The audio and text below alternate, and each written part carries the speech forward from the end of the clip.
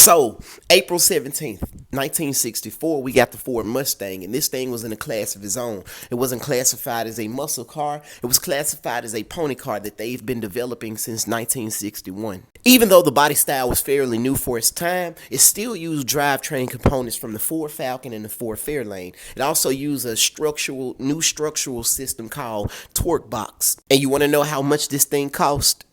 I'm going to give you about 3 seconds to guess, right? One, two.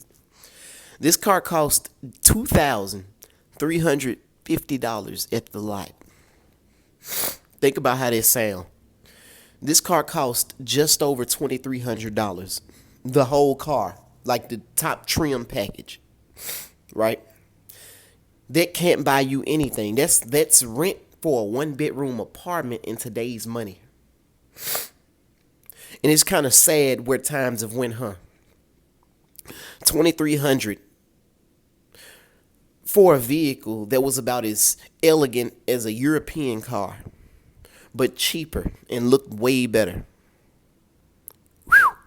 And that's when everybody started trying to do what Ford did. Well, create a pony car. And the only one that's been successful is Chevrolet with their first gen Camaros. Now, these things came with a host of engines, anywhere from straight sixes to 327 small blocks, 350 small blocks, what else? 396s. These even came with Copo versions, but that's a whole nother story. Forget it, we're going to talk about it anyway. So Don Yinko and Fred Gibbs, they got tired of seeing Hemi Darts and all these Hemi-powered vehicles dominate the drag strip. These Mustangs and stuff dominate the drag strip. So Fred Gibbs worked with an insider at GM to create the Copo Camaro. See, you got to understand that, GM mandated. You can't have a Camaro with an engine that exceeds 400 cubic inches. Fred Gibbs said, no, I'm finna do what I want.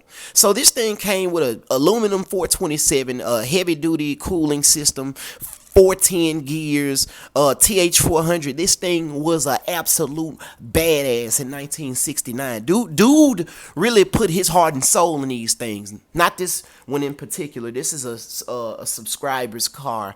It's absolutely nice, but it's good to look back at how a lot of this started. See, these are the Camaros that I truly adore. This is a 1968 Camaro from, like I said, a subscriber.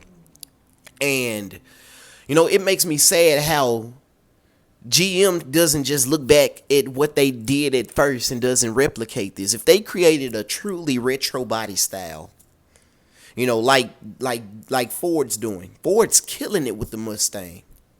They're set to end production of the S650 in like 2030, maybe 2032 or whatever. But it's still a longer run. They don't know what to do with the Camaro, mainly because they've put it on a back burner. The C8 Corvette. I mean, it's selling pretty decently, but not like their first gen Camaro was. If you want my truly honest opinion, these Camaros have always been my favorite. Like, if you want to know what my favorite car of all time is, it's a first gen Camaro. And the only reason why that is because of Need for Speed Carbon. I kid you not. Because if you remember, they gave you 3 options in Need for Speed Carbon. They gave you the Alfa Romeo Brera, they gave you the Mazda RX-8, and they gave you the Camaro, like a 68, 69 Camaro. Maybe a 60. Yep, it was a 68 like this one. Look exactly like this one, in fact. But yeah, this is just my opinion. I wouldn't even LS swap these things. I wouldn't go with an LS9. If I had the money to LS swap it, I wouldn't. This thing will get a YN 671 blown 454 or 427. That's it. That's it. I wouldn't even ruin it. Another secret. With the Copo Camaro of 1969, they made 425 horsepower. But when you take off the air breather and the emissions shit, you could actually make 500 plus horsepower. And that was a big deal for the late 60s, early 70s. Think about this. You had Hemi Darts. Around this time, people were just discovering superchargers and turbochargers and stuff like that, experimenting with them. The things that they did with the Copo Camaro and the Cobra Jet was absolute. Listen, they talk about Ford versus Ferrari. No. Late 60s, early 70s, Ford versus Chevrolet was something to behold.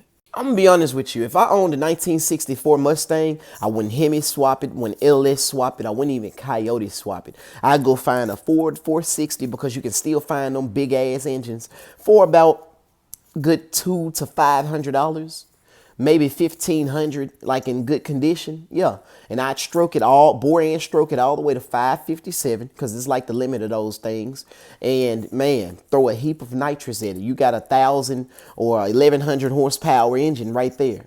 On the back of it, oh my God, I got to go with a TH400. I'm going to have to. The rear end is going to be a Ford 9-inch rear end. And then I know I'm going to have to do like some chassis braces and stuff like that because a 557 and a car that's essentially made out of Coke can products, yeah, it's going to twist it like a can. Ooh wee, I put a 15 by 10 on the back of that son of a gun, some wheeled wheels on the back, yeah.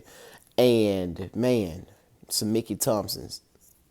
Yeah, that sounds like a dope ass build, honestly. You know what? I might need to write that down.